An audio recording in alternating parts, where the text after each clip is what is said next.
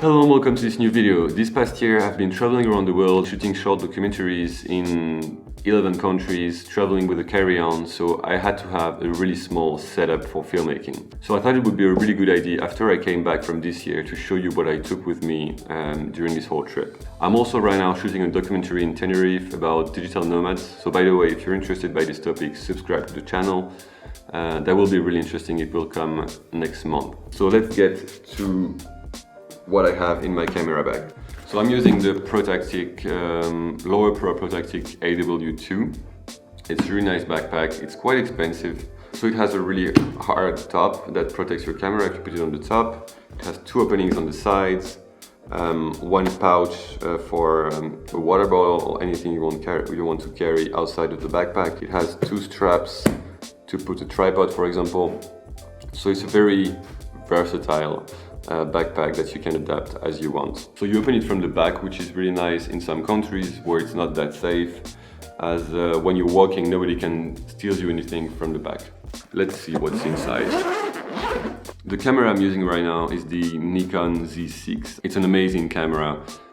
It's full frame, it shoots 120 frames per second in HD, might be in 4K, but I don't use 4K at all. It's very good because it's quite small, because it's a mirrorless, not a DSLR, so for traveling it's perfect. So the most important after the camera is the lens. The lens I use is the 24 to 85 millimeters that opens at 3.5.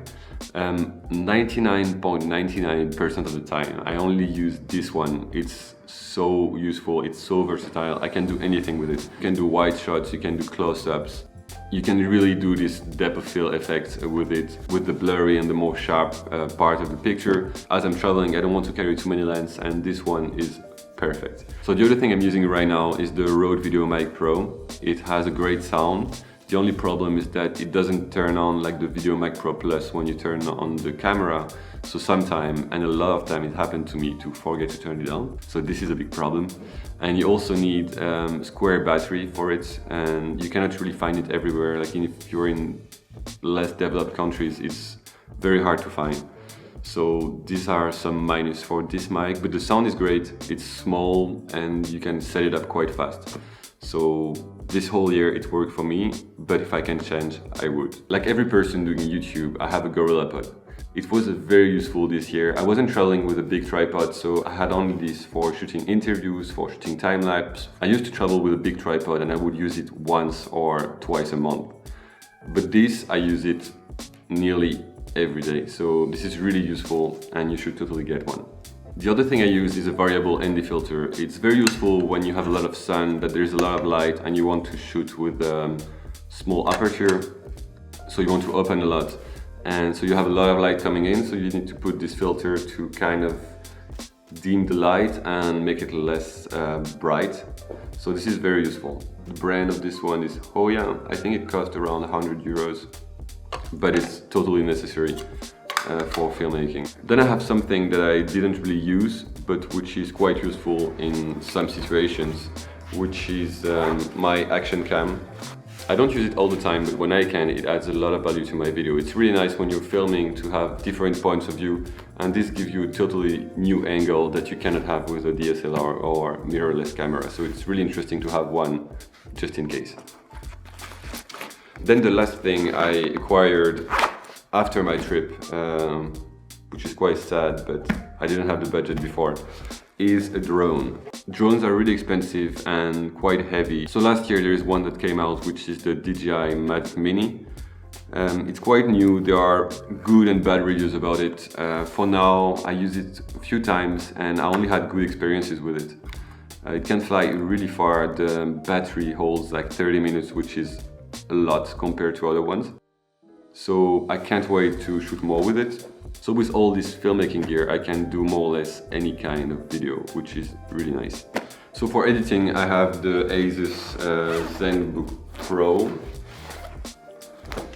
It's a really nice computer, it's not that expensive, it's very powerful, and I use it the whole year to edit all my videos on the go, anywhere. The battery holds quite long. So this is my computer for editing, which I've been using for a year and works quite well. I then have two Lassie hard drive.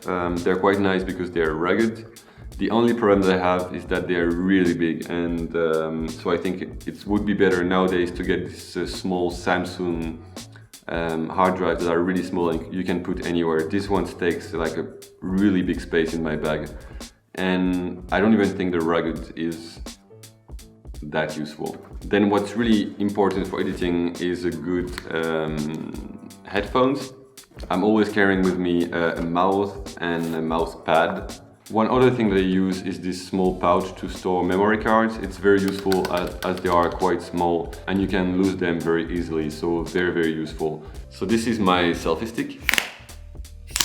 Very satisfying. I don't use it for selfies with my phone, but I use it for the camera to hold it and vlog.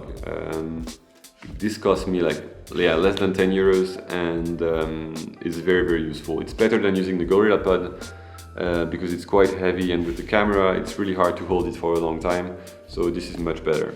So the next thing I have is a notebook. For me it's a must. I like to write all my ideas on it, all my scripts, then I type it on my computer. But first I really like to have this notebook because I can just write, draw, do small storyboard. So it's very important for me. And even not for filmmaking, just in life in general. So let's see what I have in the other pockets. So here you have two pockets.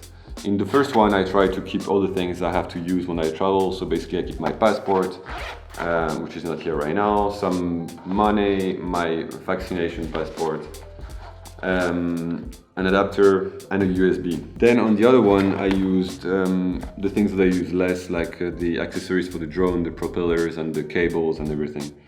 So yeah, all of this in this one. Then on the other side there are two other pockets on the sides. On this one I keep a lot of pens. If I need to draw something, I have some colors. If I need to highlight something, I have my highlighter. And if I have a marker, if I need to write some things somewhere. And anyway, it's really useful and I use them, all of them, during this year. So then in the other pocket I have two extra batteries, which is really useful when you travel. Sometimes you sleep in a tent and you don't have time to charge your camera, so I would recommend to get as many as you can. I have batteries for the microphone. On the other side, on the small pocket, something that you use all the time, I have a lot of small tissues to clean the lens, to clean the camera. That's about it. Yeah, you can open it from this side as well. Where you can put my notebook, some cables, usually a hard drive when I have to edit on the go. So yeah, that was my camera bag 2020. The whole setup I have is quite expensive because it took me some time to build it. But I think it can give you a small idea, a big idea, broad idea, an idea of what you need for filmmaking. The drone is not a must. You can shoot a whole video, a whole documentary without drone, but it's just like the action cam, this different point of view that gives a lot of value to your video. So I hope you enjoyed the video. Next week I'll try to do a video about Tenerife as I'm here to show you a bit this beautiful island, because it's not what you think it is. And then the documentary will come.